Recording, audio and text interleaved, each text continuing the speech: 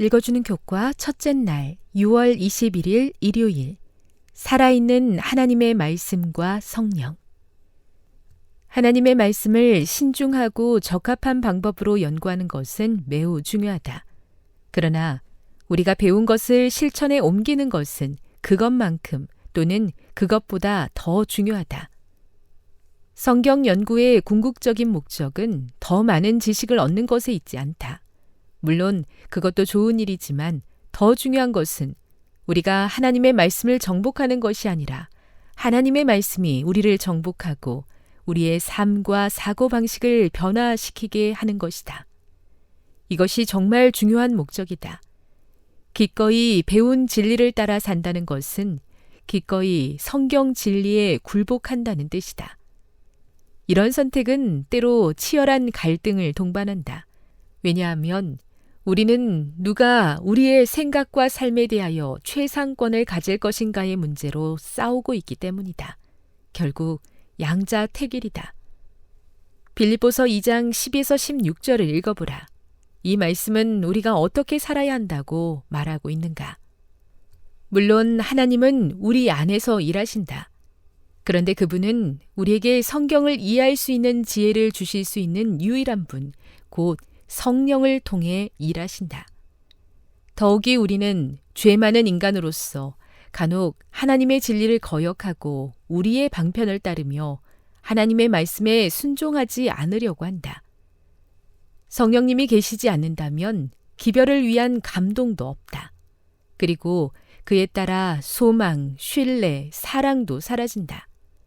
하나님은 성령을 통하여 실제로 우리 안에서 행하시며 자신의 기쁘신 뜻을 위하여 우리에게 소원을 두고 행하게 하신다.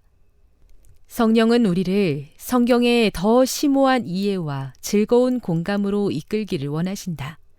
그분은 말씀의 진리로 우리의 관심을 끌어당기고 그러한 진리를 꿰뚫어 볼 수 있는 신선한 통찰력을 주셔서 우리의 삶이 하나님의 뜻을 신실하게 따르며 순종하게 하신다. 이런 식으로 영적인 사물들은 영적으로 해석된다. 그리고 우리는 아침마다 하나님의 말씀을 기쁘게 따를 수 있게 된다. 교훈입니다. 성경을 연구하는 참 목적은 더 많은 지식을 얻는 것이 아니라 내 삶을 말씀에 굴복시키고 성령의 인도를 따라 순종하기 위한 것이다. 묵상. 빌립보서 2장 12에서 16절을 다시 읽어보십시오. 여기서 생명의 말씀을 꼭 붙들라는 당부는 어떤 의미일까요? 그러므로 내 사랑하는 사람들이여, 여러분이 항상 순종했던 것처럼 내가 여러분과 함께 있을 때뿐 아니라 지금 내가 없을 때도 두렵고 떨리는 마음으로 여러분의 구원을 이루십시오. 여러분 안에서 하나님의 기쁘신 뜻에 따라 결단하게 하시고 행동하게 하시는 분은 하나님이시기 때문입니다. 무슨 일을 하든지 여러분은 불평이나 분쟁 없이 하십시오. 이는 여러분이 흠없고 순전한 사람들이 돼 뒤틀리고 타락한 세대 가운데서 책망받을 것이 없는 하나님의 자녀들로서 세상에서 하늘의 별들처럼 빛나게 하려는 것입니다. 생명의 말씀을 꼭 붙들어 그리스도의 날에 내게 자랑이 되게 하십시오. 이는 내가 헛되게 다름질하거나 헛되게 수고한 것이 아니기 때문입니다. 적용.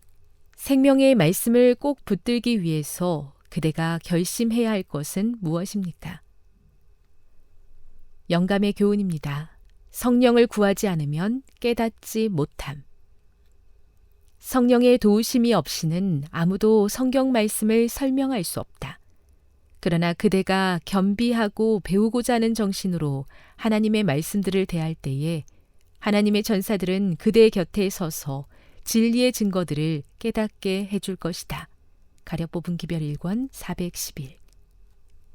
아버지, 제가 성경을 읽고 그 지식을 알 뿐 아니라 그것을 제 삶에 적용하고 실천할 수 있게 해 주시옵소서. 말씀을 양식으로 삼고 그것을 통해서 성령이 제 삶을 변화시켜 주시기를 간절히 바랍니다.